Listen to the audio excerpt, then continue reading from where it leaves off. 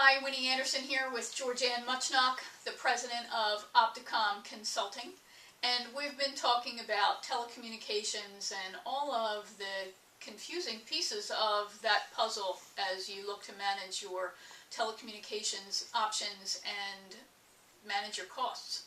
And Georgianne, I know that I've gotten unsolicited phone calls, and I know other business owners who have gotten unsolicited phone calls from people who say they're calling from my phone provider. They certainly sound good, they sound professional, that I'm going to save you money, you need to look at upgrading your service, you need to look at, you've got to do this. Frankly, I'm a little bit nervous about trusting them because the phone is my business lifeline. So what should folks be thinking about when they get these kinds of calls?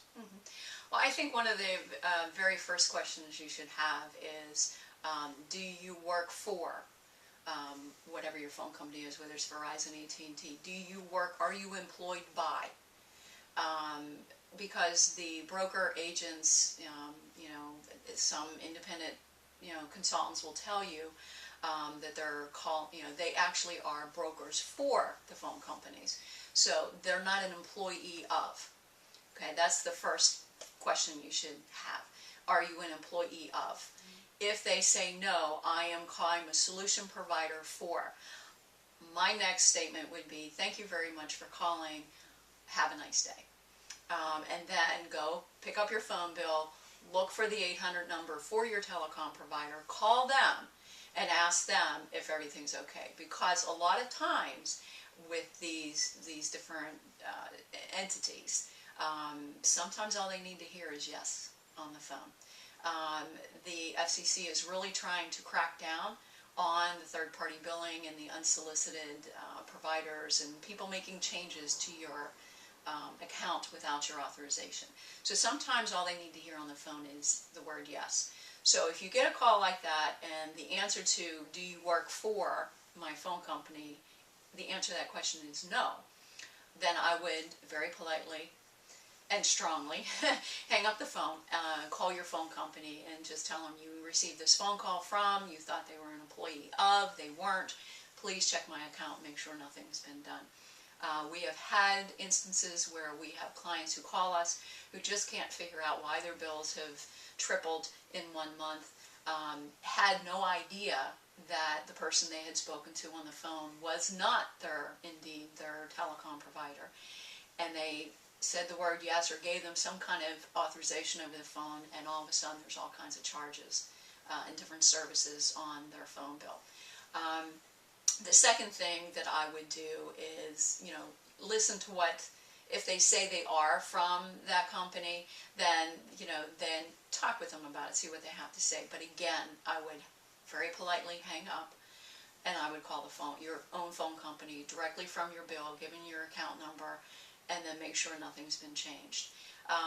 For me, a lot of times if somebody's calling you up saying that I can save you money, of course the first thing, we're all human, the first thing you do is, your back gets straightened up, the hair rises on the back of your neck going, yeah, right, what's the catch?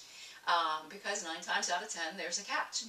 How do they know they can save you money if they don't know what you're spending or they don't know what your services are? So if you're getting questions like, well, how many lines do you have? Then they are trying to sell you something that you may or may not need.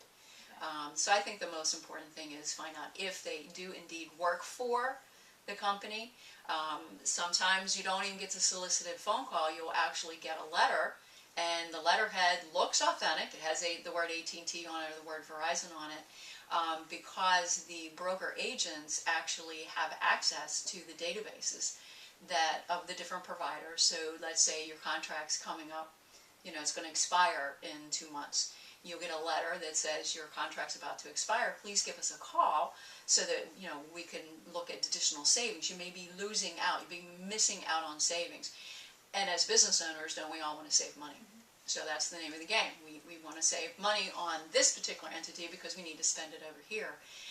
Look underneath that logo, because 9 times out of 10 you're going to see the words solution provider. If you see the word solution provider, they are a broker agent. 9 times out of 10, they are not your phone company.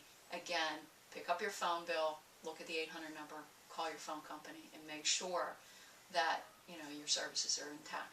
Okay, and that good advice. And that splitting of the different categories of people and players in this situation is really important. So you've got the solution provider, you've got the broker agent, and then you've got the quote-unquote independent consultant who really is not exactly completely independent, maybe, if they are sending you letterhead with different logos from different service providers. That tells you itself that they're not exactly independent, right? Right. They're independent in the sense that they're not tied to one particular vendor. They represent a group of vendors. To me, the honest independent consultant who is that way will say, I'm a broker for these particular companies. So, don't get me wrong, there's good guys and there's bad guys, there's good gals and there's bad gals out there. So you need to really do your homework before you sign on the dotted line or you utter the word yes on the phone. Yeah, because that yes could really be construed as, yes, I approve you making changes to my package. Absolutely. Okay, great advice. Thanks. This has been Winnie Anderson with Georgianne Muchnock, president of Opticom Consulting. And if you like this information and you'd like to get even more information that demystifies telecommunications for you, then head on over to telecomdemystified.com, where you'll find a whole video series that Opticom has put together for you. Thanks.